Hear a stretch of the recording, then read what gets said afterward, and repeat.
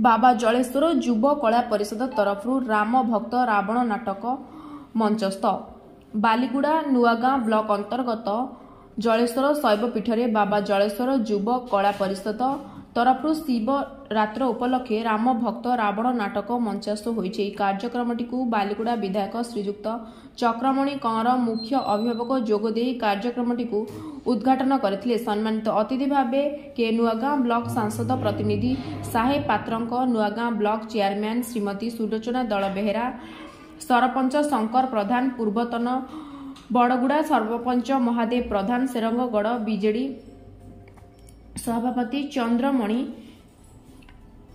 नायक, सरंगगढ़ पंचायतर Varun Kanwar, manager Ashok पत्र नाट्यज्ञ अध्यक्षर करथिले।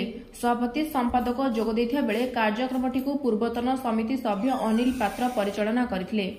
नाटक निर्देशक दिया बेले श्रीयुक्त ओडिशार सुनाम धन्य संगीतज्ञ श्रीजुक्त रवि दास ଏହି कार्यक्रमटी बड़गुड़ा युव कला परिषद एवं मंदिर परिचालना कमिटी सहयोग करथिले। बालीगुड़ारू राजेंद्र पाढ़ीଙ୍କ रिपोर्ट, युवशक्ति न्यूज ओडिशा।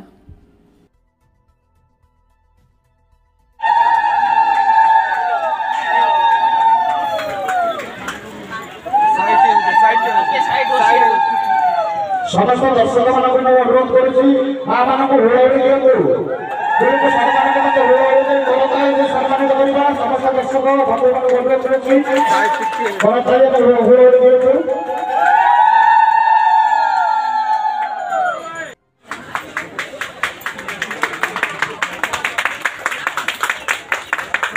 माँ सरस्वती मु बर्तमान निवेदन करी माँ तारिणी स्वयं सहायता गोष्ठी माँ तारिणी स्वयं सहायता गोष्ठी सदस्य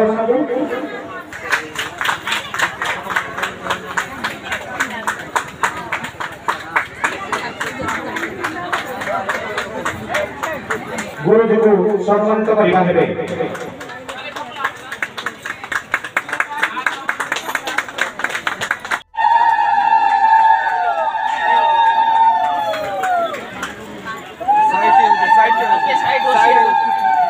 समस्त दर्शक मान अनुरोध करुच्ची माँ मान हुड़ाड़ी दिंतु सम्मानित करवा समस्त दर्शक बंधु मान अनुरोध करुच्ची हुड़ाड़ी दिंतु।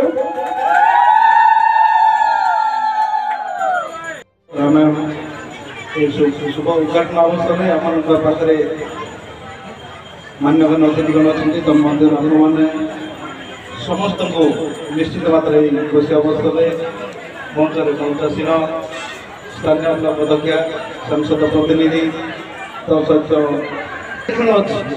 जहाँकि मुझे स्वल्पर कहि आपण मैंने समस्ते जानी शुभ उद्घाटन अवसर में आम पाखे मान्यगण अतिथिगण अच्छा तुम मंदिर मैंने समस्त को निश्चित मात्रा खुशी अवसर मंचर मंचासीन स्थानीय ब्लॉक अध्यक्ष सांसद प्रतिनिधि तो सहित जहाँकि मुझे स्वल्पर कहि आपण मैंने समस्ते जानी सम्मानित करेंगे।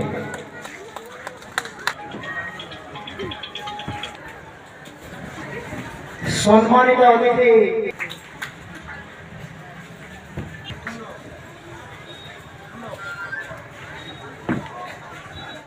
समस्त ग्रामवासी को जेहेतु आपने दीर्घ 25 वर्ष हम आज जहाँकि रौप्य जयंती कहते रौप्य जयंती अतिरिक्त हम ना जेहेतु आप 25 वर्ष भाई कला को बंचाई रखि निश्चित आपण मानक मो तरफ कोटि कोटि साधुवाद जनाऊँ।